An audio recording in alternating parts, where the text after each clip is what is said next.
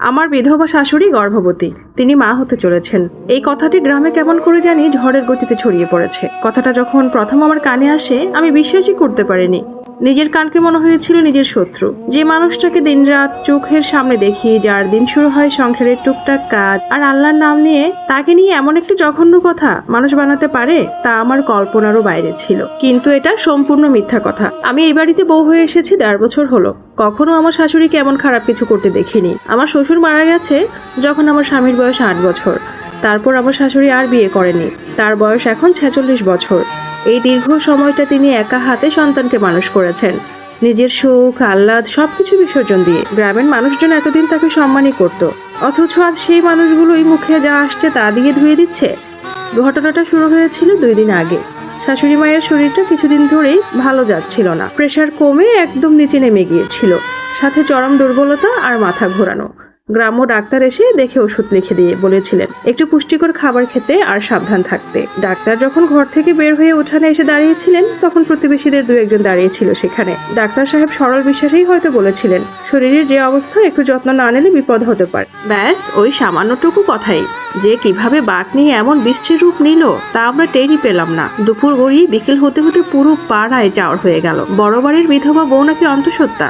আমার স্বামী যখন বাজার থেকে বাড়ি ফিরল, তার মুখ দেখে বুঝতে পারলাম কিছু একটা ঘটেছে। গ্রামের মোড়ের চা দোকানের মানুষ তাকে দেখে যেভাবে ফিসফিস করছিল, তাতেই ও আন্দাজ করতে পেরেছিল। ঘরে ঢুকেই ও দরজার খিল দিয়ে বসে রইল, কারোর সাথে একটা কথাও বলল না। মানুষের কুৎসিত কথার তীর থেকে নিজের মাকে আড়াল করার ক্ষমতা যেন আমাদের কারো হাতেই নেই। এখন সবচেয়ে বেশি মায়া হচ্ছিল শাশুড়ি মায়ের জন্য। উনি এখনো পুরো ঘটনাটা পরিষ্কার জানেন না, শুধু বুঝতে পারছিলেন গ্রামে আমাদের নিয়ে কি একটা বিশৃঙ্খলা চলছে। দুপুরের খাবার পাতে তিনি এক লোকমাও খেতে পারলেন না। আমার দিকে তাকিয়ে শুধু বললেন, বৌমা, মানুষজন রাস্তা দিয়ে যাওয়ার সময় আমাদের বাড়ির দিকে ওভাবে তাকিয়ে থাকে কেন গো? আমি কি কোনো অন্যায় করে ফেললাম? মায়ের এই সরল প্রশ্নটার উত্তর আমার কাছে ছিল না।